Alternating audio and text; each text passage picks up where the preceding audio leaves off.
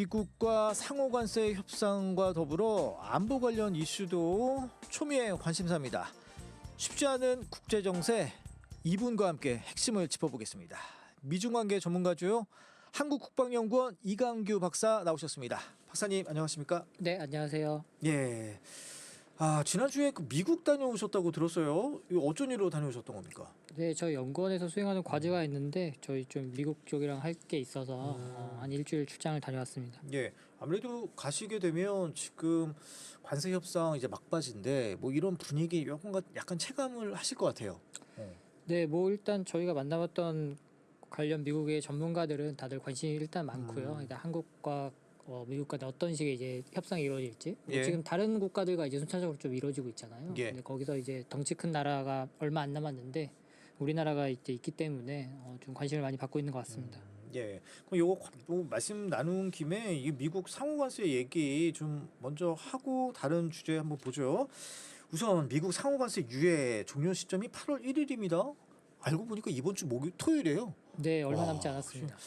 이게 지금 한미 2+2 통상협의가 돌연 취소됐는데 이거 어떻게 미국이 우리나라를 길들이기 차원 뭐 이렇게 이해를 해야 됩니까? 어떻게 보세요? 네, 뭐 일단은 미국 쪽에서 여러 차례 양해를 구했다고는 하는데 어쨌든 간에 뭐 회담이 예정돼 있었던 것이 갑자기 캔슬됐다는 거는 뭐 조금 국가의 관계에 있어서 좋은 건 아니고요. 예. 그렇다면 이제 미국 측에서 우리나라에 대한 어떤 협박이라기보다는 협상에 대한 어떤 압박용으로 이제 네, 또 너무 말을 줄이다 보니까 잘못된 단어가 나갔는데 뭐 아무튼 그런 식의 어떤 스탠스는 있을 것 같고요. 다만 이제 제가 가서 들었더니 이제 그 루비오 장관이 두 가지 역할을 같이 하고 있잖아요. 예. 국가안보보좌관과 이제 국무장관 역할, 워낙에 바쁜 두 가지 역할을 다 하다 예. 보니까 뭐 오전에는 뭐 NSC에 갔다가 뭐 좀 지나면 점심때쯤에는 뭐 국무부로 출근하고 막 이렇게 한다고 하던데 그렇게 워낙 스케줄이 빡빡하다 보니까 좀 여러 가지 그 협상을 조율하는 데 있어서 회의 일정 잡기가 수월하진 않은 것 같습니다. 그렇군요. 아니 근데 이 베선트 재무장관이 긴급하게 일정이 생겼다는 게 그때 익스큐즈의 어떤 그 살렸잖아요. 그렇죠. 예. 근데 그거 맞아요? 아니면 뭐 미국 현지에서 뭐 혹시 들으신 거 있으세요? 아유 뭐 들은 건 없고요. 근데 뭐 내 말은 우리가 알 수는 없지만 실제적으로 워낙 급박하게 돌아가는 사안들이 많기 때문에 뭐 긴급한 일정이 생겼을 수도 있고 뭐 그다음에 하나의 핑계일 수도 있지만 네, 어쨌거나 뭐 전화 통화 같은 거를 한다는 걸로 봐서는 또 그렇게까지 뭐 아무 없는 일을 가지고 핑계를 대진 않지 않을까 싶습니다. 예. 아니 근데 이 통보 시점이 상당히 일방적이었어요. 네, 맞습니다. 우리 구윤철 기재부 장관이었죠. 기재부 네네. 장관이 출국하기 바로 85분 전에 그것도 이메일로 통보를 했거든요. 이거 외교적인 결례죠. 그러니까 이게 어떤 식의 채널을 통해서 오는지 협상 채널이 어떻게 되는지는 잘 모르겠는데 일단은 외교 채널을 통해서 대사관을 통해서 오는 일반적인 경우가 있고 또 지금 같은 경우에는 협상단이 있기 때문에 해당 부처를 통해서 이제 카운터파트들끼리 연락이 올 수도 있는데 이거는 이제 통상적으로 어떤 식의 연락을 해왔느냐에 따라 좀 달라질 것 같고요. 뭐 그것이 이메일이냐 아니면 전화 통화냐 이런 것이 중요한 것이 아니고 그러니까 적절하게 계속해서 이제 대화가 오고 가다가 그 연장선상에서 이제 이메일 통보가 올 수도 있는 거고요. 그거는 그 상황을 좀 봐야 될 것 같습니다. 그러네요. 이제 기존에 어떤 식으로 상호간에 소통을 했는지 소통 그 창구가 만약에 이메일이었다 그러면 별 문제는 없었던 거네요. 네, 특히 한미 간에 좀 시차가 있기 때문에 만약에 이메일을 주로 주된 통신 수단으로 사용했었다라면 뭐 이메일로 빨리 통보하는 게 더 효율적이라고 판단했을 수도 있고요. 뭐 전화하면은 그 또 예의가 아니라고 보시 그래요. 알겠습니다. 근데 이 관세 문제 당초 우리 정부는 이 패키지 딜이라고 하잖아요. 뭐 통상, 투자, 구매, 안보 요거를 종합적으로 이게 다루는 이른바 패키지 딜로 돌파를 하려고 했는데 지금 상황을 보니까 이게 좀 전략 수정이 좀 불가피해 보입니다. 네, 뭐 그런 보도들도 나오고 있는데 사실 우리나라가 접근했던 방식은 좋았다고 봅니다. 왜냐하면은 안보가 있고 저희는 또 경제가 있기 때문에 두 가지를 따로따로 하다 보면 아무래도 협상력을 두 번 발휘해야 되지 않겠습니까? 그렇기 때문에 하나로 묶어서 우리가 잘할 수 있는 부분 또는 또 얻어내야 될 부분, 줄 수 있는 부분들을 좀 통으로 묶어서 좀 접근을 하고 거기에 따라서 그 한미 동맹 간에 있어서 우리나라가 동맹국으로서의 기여 부분을 많이 강조한다면 좀 좋은 결과가 있지 않을까라고 생각을 했던 것 같고요. 뭐 좋은 접근 방법이라고 생각을 하는데 그래요? 패키지 딜은 여튼 좋은 방법이었다? 네, 근데 미국 측에서 봤을 때는 미국은 지금 경제와 안보를 분리해서 돌아가고 있는 모양새를 보이기 때문에 예. 그러니까 실제적으로 우리는 패키지를 원한다고 하더라도 그쪽에서 이제 패키지를 관장할 수 있는 위치에 있는 사람. 지금 예. 사실 미국의 여러 가지 포스트들도 인준이 좀 미뤄지고 있는 측면들이 많이 있어서 임명되지 않고 있는 부분들이 있거든요. 근데 그렇게 된다면 이제 리더십 차원에서 좀 이게 많이 이루어져야 되는데 뭐 실무자들 수준에서는 협의가 된다고 하더라도 패키지라고 했을 때는 그 영역간 또 여러 가지 영역간을 다 묶어줄 수 있는 그런 역할을 할 수 있는 사람이 필요한데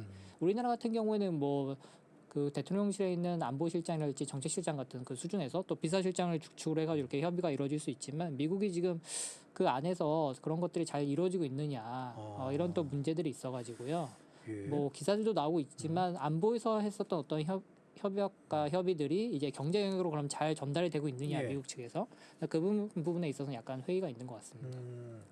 아니 근데 그 언론 보도에 따르면 그 미국은 우리가 제시한 안보 패키지에 호감을 보이고 있더라. 뭐 이런 네. 얘기가 있는데 이게 사실이에요?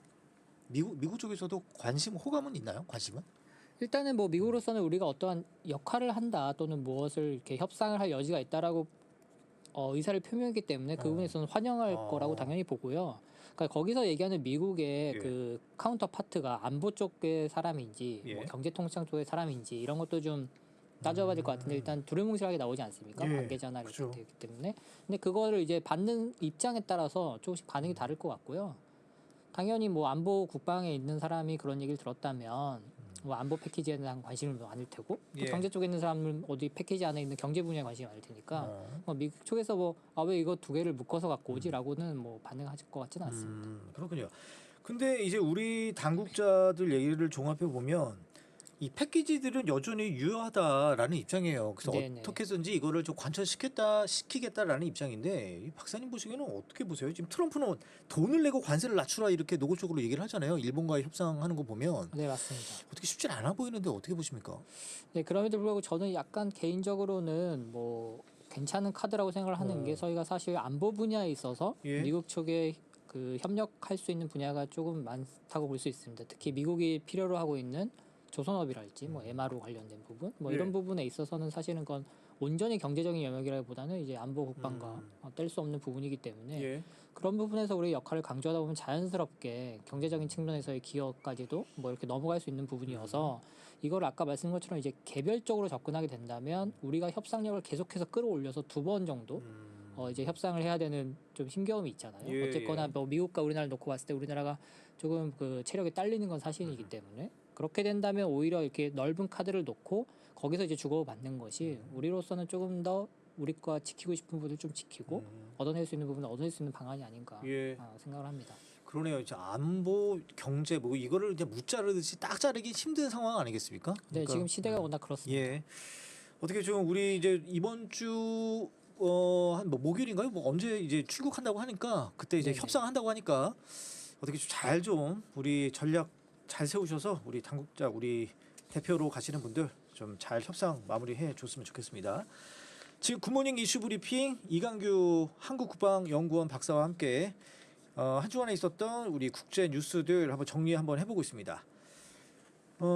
박사님 오늘 이번에 이 얘기 한번 해볼까요? 네. 이 동맹에 대한 역할과가 이 강화에 대해서 미국의 목소리가 계속 나오고 있는데 이 피트 헤그세스 미 국방장관이 미국과 필리핀 상호방위 조약은 태평양 어디에서든 적용된다 이렇게 얘기를 했어요. 요거 좀 풀어주세요. 네, 이 부분은 진짜 지난번에 제가 나왔을 때 한번 말씀드렸던 것 같은데 이제 동맹의 현대화 부분과 관련이 있습니다. 그래서 예. 미국이 이제 현대화라는 표현을 쓰면서 미국이 갖고 있는 동맹국들에 대한 역할과 어떤 부담 같은 것들을 이제 계속해서 확대하려는 노력을 보이고 있는데요. 이번에 헤그세스 국방 그 장관의 발언도 그런 맥락에서 이해할 수 있을 것 같고요. 예. 또 한 가지는 아시는 것처럼 필리핀은 이제 남중국해 문제의 당사자지 않습니까? 그래서 네. 태평양이라는 그 바다를 언급했을 경우에는 당연히 이제 남중국해와 관련된 부분에 있어서 역할을 강조했다라고 볼 수 있을 것 같고요. 예. 저는 중요한 거는 이런 동맹의 현대화가 이제 필리핀에 국한되는 것이 아니라 뭐 우리나라도 당연히 미국의 동맹국이니까 한미 동맹에 있어서도 동맹의 현대화를 얘기를 하겠죠. 이 부분에 있어서 우리 대응이 좀 고민스러울 것 같습니다. 예. 그러면 이렇게 동맹의 지리적 범위를 확대 해석하는 미국의 의도는 뭘까요? 그러니까 미국으로서는 그러니까 미국은 기본적으로 그러니까 전통적으로 두 가지 대외 정책 입장이 있는데 하나는 이제 뭐 고립주의적인 측면이어서 미국이 세계의 모든 일에 개입하기보단 우리가 잘 사는 게 중요하다. 뭐 당연히 이런 입장이 있을 수 있는 거고 예. 또 하나는 아니다. 전 세계에 개입해서 미국의 이익을 관철시키는 것이 궁극적으로 미국에게 도움이 된다라고 해서 지금 글로벌 사안에서 적극적인 역할을 하려는 그런 두 가지 흐름이 계속 있어 왔거든요. 근데 그런 흐름 속에서 이번 트럼프 2기에서는 약간의 그 미국 중심적인 네. 그런 주장들이 많이 나오고 있지 않습니까? 그러니까 미국의 일단 번영과 미국의 국력을 키우는 게 더 우선시 되다 보니까 그런 속에서 또 중국과는 전략 경쟁을 해야 되거든요. 그러다 보니까 이제 다른 일들, 그러니까 중국을 제외한 다른 일들에 대해서는 좀 동맹국들이 부담을 지고 각자 처리를 해줬으면 좋을 것 같고 예. 나아가서 이제 동맹국들로 하여금 대중국 견제에 있어서도 같이 좀 힘을 보태는 그러니까 예. 이런 요구들을 하는 모양새라고 볼 수 있을 것 같습니다. 아니 그러면은 동맹들한테 좀 잘해야 되는 거 아니에요, 미국이? 근데 뭐 이 관세 네. 협상으로 거의 뭐 압박하고 협박 수준인데 이거 좀 이상합니다. 그러니까 미국 입장에서는 지금껏 잘해줬다는 거죠. 그래서 너무 잘해줬기 때문에 이제는 어느 정도 좀 맞춰줘야 되는 거 아니냐라는 것이고, 아이 참. 네 아까도 말씀드린 것처럼 미국으로서는 일단 미국 힘을 키우는 게 우선시기 때문에 미국의 힘을 키우기 위해서는 동맹들도 좀 더 내놓을 건 내놔야 된다라고 생각을 하는 것 같습니다. 아니 그 이 동맹이라는 개념이 정말로 이 트럼프 2기 시대에 있어서 완전히 좀 깨졌잖아요. 나중에 좀 박사님들 사이에서는 이게 좀 네. 연구 대상으로 좀 보여지기도 해요. 그 동맹이라는 것이 사실은 이제 군사 동맹이지 않습니까? 그 군사 동맹이라는 거는 안보에 기반한 자국의 이제 생존에 기반해서 이제 펼쳐졌는 건데 그렇다 보면은 사실은 철저한 계산에 의해서 이제 입각해서 이제 만들어진 것이고 예. 그것이 세월을 지나다 보니까 이제 말씀하신 것처럼 어떠한 우애와 친분으로 이제 다른 영역까지도 이제 넘어가는 것인데 예. 그러니까 그래서 우리가 인식하는 동맹의 개념과 또 미국이 인식하는 동맹의 개념 또는 어떤 행정부가 인식하는 동맹의 개념이 조금씩은 차이가 있을 것 같습니다. 그렇군요. 아니 근데 뭐 그 미국 당국자들 와가지고 그 네. 무슨 컨퍼런스 같은 거 하잖아요. 네, 그러면은 네. 저도 뭐 취재 많이 가봤는데 꼭 이제 뭐 이 뭐죠? 뭐 한마디 외칠 때 렛츠 고 투게더 막 네, 그러잖아요. 요즘은 그런 얘기 하나요? 그거는 이제 한미 동맹의 전통적인 구호기 때문에 응. 같이 갑시다. 예. 렛츠고 투게더는 뭐 지금도 지금도 써요. 네네 연합 작전을 마무리하거나 뭐 이럴 때 항상 사용하는 용어로 알고 있습니다. 그래요. 아니 뭐 같이 가게 해줘야지 같이 가든지 하지. 참 그래요. 너무 야박한 것 같아가지고. 그러면 저 박사님 요거 얘기를 좀 이어가면 요거 한미 상호 방위조약 네네. 여기 3조에 보니까 태평양 지역이라는 문구가 있더라고요. 그러면 이 미국이 필리핀에 대해서 보인 입장이 동일하게 우리에게도 적용되지 않을까 이런 우려도 생깁니다. 네 맞습니다. 그러니까 이 부분이 그 두 가지 측면인데 하나는 이제 전략적 유연성과도 맞물리는 측면이 있고요. 또 한 가지는 이제 한국의 동맹으로서 역할과도 맞물리는데 사실 한미 상호 방위 조약이 체결될 당시만 하더라도 이러한 국제 구도가 펼쳐질지는 잘 몰랐기 때문에 여기서 얘기하는 뭐 태평양 지역이라는 의미가 크진 않았습니다. 사실은 뭐 한반도에 국한됐다는 그런 해석이 주류였지만 예. 문구상으로는 이제 가능하다는 것이죠. 근데 아까 말씀드린 것처럼 이제 필리핀에서 얘기할 때 태평양이라는 개념하고, 그러니까 우리나라 한미동맹에서의 태평양이라는 개념은 필리핀은 워낙 이제 섬나라이기 때문에 바다를 끼고 있는 국가고 관련된 또 조약 문구들이 많이 존재합니다. 근데 우리나라로서는 이제 태평양이라는 단어 하나가 들어가 있는 것인데, 그러니까 이 부분은 사실은 근데 여기에 기반해서 동맹의 역할 확대는 뭐 가능하다고 볼 수 있을 것 같아요. 예. 그러면 저희 다른 주제 한번 좀 보죠. 아무래도 박사님이 미중 전문가이니 요 문제, 미국과 중국 간의 관계 요 얘기를 좀 듣고 싶은데, 야 이거 미국이 중국과 1차 관세 협상이 됐다는 게 좀 엊그제인 것 같은데 이제 네네. 2차 관세 압박을 하고 있어요? 그런가요? 지금 그런 상황이에요? 뭐 일단 두 번의 협상까지는 예. 마무리됐고 이제 3차 협상을 3차 목전에 두고 협상까지. 있죠. 예. 그렇군요. 아니 그러면 이렇게 지금 이 스콧 베센트 미 장관이 중국의 러시아산 석유 구매를 다음 무역 협상 의제로 삼겠다 이렇게 얘기했습니다. 이건 좀 네네. 어떻게 해석을 해야 될까요? 뭐 사실 이 부분은 미국 행정부가 제기했다기보다 이제 의회에서 먼저 얘기가 나왔는데요. 예. 그러니까 러시아산 원유를 수입하는 국가들에 대해서 이제 어떤 조치가 필요하다는 얘기가 나왔던 것 같고, 딱 보면 러시아를 압박하는 것 같기도 한데. 그렇죠. 일단은 뭐 기본적인로는 러시아산 원유 수입이 제한을 받는다면 러시아가 가장 큰 타격이기 그죠. 때문에 예. 러시아를 압박하는 게 맞고요. 또 한 가지는 러우 전쟁 이후에 러시아산 원유 수입국으로 가장 이제 많이 대두된 게 인도입니다. 사실 예. 뭐 중국보다 인도가 있기 때문에 뭐 이러한 조치는 뭐 중국만을 겨냥했다기보다는 여러 국가들을 이제 다층적으로 겨누고 있는데 예. 이번에 아까 말씀드린 것처럼 중국과의 3차 협상이 있거든요. 그렇다면 당연히 미국으로서는 쓸 수 있는 카드는 예. 다 활용을 해야 되니까 그런 측면에서 이제 이런 언급이 나오지 않았나 예. 생각이 듭니다. 그럼 이렇게 미중 간의 3차 협상, 그래도 중국에게는 히든 카드가 있잖아요. 히토류. 요게 또 작용하지 않을까요? 네, 뭐 그렇게 그 부분이 이제 미봉책으로 지금 남아 있는 거잖아요. 근데 그렇기 때문에 이번 3차 협상도 어떠한 마지막까지의 완벽한 타결이라기보다는 예.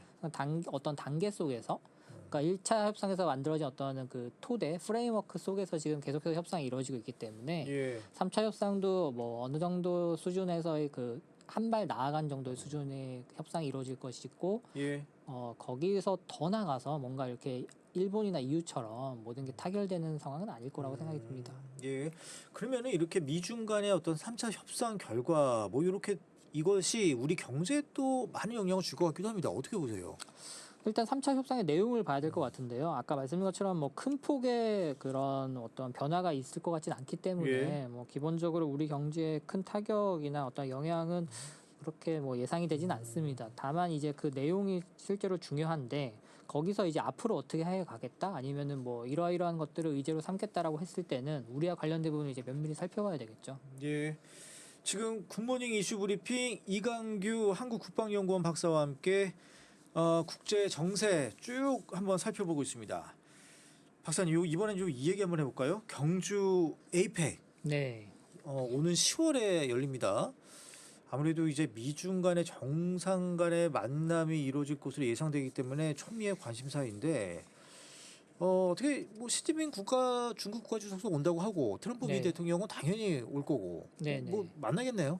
네, 이제 뭐 이 프로에서 여러 차례 말씀드렸던 것 같은데 에이펙이 좀 의미를 많이 갖고 있습니다. 특히 우리나라로서는 이제 신정부 출범 이후에 개최되는 큰 국제 행위고 또 아까 사회자께서 말씀하신 것처럼 이제 미국과 중국의 정상들이 다 참여하는 아주 큰 무대이기 때문에 좀 여러 가지 관전해야 될 부분들이 있을 것 같고요. 근데 뭐 최근 나오는 기사를 보면 이제 트럼프 대통령이 방중을 생각하고 있는 것 같은데 직접? 그것이 이제 뭐 에이펙 기간 전후가 될 수 있다. 예. 혹은 뭐 방중을 하든 아니면 에이펙에서 만나든 어쨌거나 대면하게 되는 거잖아요. 예. 그렇기 때문에 양국 정상이 만났을 때는 모종의 또 국제사회가 기대하는 어떤 메시지가 나오지 않을까 생각이 듭니다. 예. 근데 이렇게 직접 가는 쪽이 아쉬운 쪽입니까? 그런 거죠. 그렇죠. 그거는 뭐 그때그때 상황이 다른데요. 이게 국빈 방문을 한다 또는 초청을 한다라고 했을 때는 일반적으로는 이제 그 선후 관계를 따집니다. 그러니까 어떤 쪽에서 이제 방문할 차례인가. 한 번은 왔다 갔다 네네. 핑퐁식으로 지금 하는 계속해서 거군요. 우리나라에서 이제 시진핑 국가주석의 방안을 그쵸, 와야죠. 요구하는 것도 지금 와야 될 시기를 지나고 저희가 한 번 더 갔거든요. 아. 문재인 대통령 때 한 번 더 갔기 때문에 예. 그런 측면을 강조하는 거고요. 국제적인 외교 관례상으로는 한 번씩 번갈아 가는 것이 중요한데 뭐 예. 신정부가 출범했을 때 뭐 새로운 국가 수반이 들어왔을 때는 또 그것이 한 번씩은 또 바뀌기도 합니다. 그럼 경주 에이펙에서 미중 정상이 만났을 때 네. 뭔가 어떻게 좀 미중 관계의 새로운 국면이 좀 열릴까요? 어떻게 보십니까?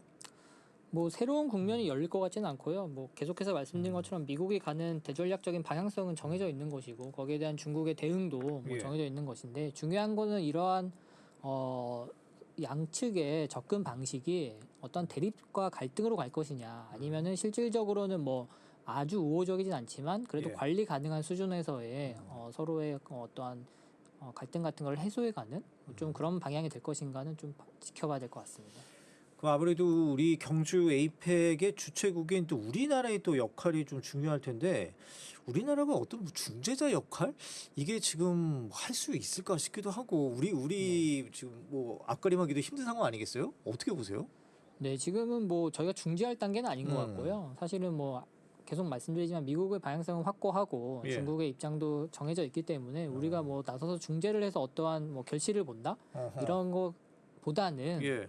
그러한 에이펙의 의장국으로서 또는 호스트로서 우리가 어떤 발휘할 수 있는 영향력을 통해서 우리에게 필요한 것들, 그러니까 양쪽에서 우리에게 좀 필요한 것들을 얻어낼 수 있는 어떠한 구두 선언이랄지라도 뭐 예. 북한 문제와 관련된 지지를 얻어낸다든가 아니면 경제적인 부분에 있어서 우리의 좀 숨통을 트일 수 있는 부분이랄지 뭐 이런 부분에 대한 노력이 필요할 것 같습니다. 그러면 경주 에이펙 때는 미중 간의 정상 만나는 것뿐만 아니라 바로 우리나라와 한미 간의 또 정상도 처음 만나는 거잖아요. 이재명 대통령이. 그것도 참 중요한 관건 아니겠습니까? 그래서 개인적으로는 한미 정상회담은 그 전에 있을 거라고 그래요? 예상을 하고 그 이유는 있고요. 뭘까요? 예. 뭐 일단은 한국에서는 신정부가 출범할 때마다 미국과의 정상회담이 가장 우선순위였고 정권 초기에 이루어지는 것이 통례였기 때문에 지금도 노력을 하고 있는 것으로 알고 있고요. 예. 경주 에이펙은 10월 말이기 때문에 시간이 있어서 그 전에 당연히 한미 정상회담이 있을 거라고 생각합니다. 그러면 관세 협상이 마무리되고 나서 그 다음에 가겠네요. 네, 마무리되고 나설지 아니면 그 마무리의 최종장을 한미 정상회담으로 찍을지는 잘 모르겠으나 뭐 일단은 한미 정상회담은 그 전에 있을 것 같고 에이펙에서도 당연히 만나겠죠. 예. 일본과도 만날 거고 또 중요한 건 이제 중국과도 만나야 된다는 네, 것인데 그것을 뭐 에이펙 경주에서 만나게 될지 아니면 서울에서의 회담을 하게 될지 또 다른 문제인 것 같습니다. 예. 아니 근데 이 이재명 대통령이 중국의 전승절 행사에는 불참하는 쪽으로 가닥을 잡았다는 얘기가 좀 나오고 있어요. 네, 뭐 언론 보도를 보게 된다면 뭐 참석 얘기는 별로 없는 것 같고 지금 뭐 이제 국회의장의 대참 얘기들이 좀 나오는 것 같은데 뭐 개인적으로는 저는 그 부분이 조금 더 바람직하지 않나라고 생각이 듭니다. 대참으로 국회의장이 이게 아무래도 좀 미국의 눈치 보기다 이렇게 좀 보여지긴 해요. 근데 뭐 그렇게 표현할 수도 있을 것 같은데 워낙 지금 현안들이 많잖아요. 지금 현안이 많은 상황에서 전승절에 참석한다는 건 또 한중 정상회담과는 다르거든요. 전승절에 이제 많은 그 내빈들이 참석을 해서 행사를 하는 거기 때문에 그 중에 이제 한 명으로서 원 오브 댐으로 가기보다는 저는 이제 기왕이면 한중 정상회담이 열리지 않은 게 오래됐기 때문에 그 부분이 먼저 해소돼야 되지 않겠나라고 생각이 듭니다. 그래요. 참 이 외교안보 분야에서도 정말 굵직굵직한 일들이 많네요. 그러니까 시진핑 중국 국가주석이 언제 또 방한할 건지 그것도 이제 관건이 될 거고 요 한번 좀 예의주시해 보도록 하겠습니다. 박사님 이제 거의 끝날 시간인데 요거 주제는 그래도 하나만 좀 보죠. 네네. 요거 8월에 발간될 이제 미국 국방 전략서 여기 좀 주목된다라고 이제 박사님께서 말씀을 해주셨는데 이 국방 전략서가 갖는 중요성이 어떤 거길래 이렇게 말씀하시는 건가요? 그러니까 국가가 가지고 있는 여러 가지 전략 문건들이 있는데요. 사실은 통상적으로는 미국은 그 국가안보 전략서라고 해서 NSS라는 문건이 가장 먼저 나오게 돼 있습니다. 그러니까 이건 우리나라도 마찬가지인데 우리나라도 국가안보 전략이 나오고 나서 그 내용의 토대로 해서 이제 그 하위 문서들이 나오게 돼 있거든요. 그 하위 문서 중에 하나가 이제 중요한 국방 전략서, 미국의 NDS라고 하는데 그게 NDS 네. 국방 전략서. 네네. 근데 이번에는 특이하게 NDS가 먼저 나올 가능성이 있다는 거죠. 그래요? 그러니까 왜냐하면 8월 말에 나오게끔 지금 의회에서 요청을 했는데 그렇게 된다면 지금 NSS는 뭐 작업 중이라고는 들었습니다만 NSS의 주무부처는 국무부고 NDS 국방전략서의 주무부처는 미 국방부이기 때문에 이 둘 사이 어떤 조율이 먼저 이루어져야 될 것 같아요. 그래서 만약에 NDS가 나온다고 한다면 국방전략서가 나온다고 한다면 당연히 NSS 국가안보 전략서에 담길 내용들이 먼저 보여주는 거기 때문에 미국의 어떤 대외 정책, 외교안보 전략 같은 거를 살펴볼 수 있는 중요한 문서가 될 것 같습니다. 아니 근데 그러니까 국무부가 우리나라로 따지면 외교부거든요. 우리 청취자분들 잘 모르시더라고요. 네, 맞습니다. 국무부가. 그러니까 국무부는 비둘기파인데 국방부는 매파잖아요. 이게 뭐 협상이 될까 모르겠어요. 아니 꼭 항상 그런 건 아니고요. 그래서 이 양측을 조율하는 게 그 국가안전보장회의 NSC에서 이제 백악관에서 통상적으로 조율을 해야 되는데 아까 말씀드린 것처럼 지금 백악관에 있는 주요 지휘자들이 다 공석인 상태가 많기 때문에 어떠한 형식의 문건이 나올지 또 나아가서 정말로 그럼 8월 말에 나올지 자체가 좀 의문스럽긴 합니다. 예. 아유 이렇게 박사님하고 얘기하다 보니까 시간이 후딱 지나갔습니다. 오늘은 뭐 여기까지 듣죠. 네, 감사합니다. 예, 고맙습니다. 지금까지 한국국방연구원 이강규 박사였습니다.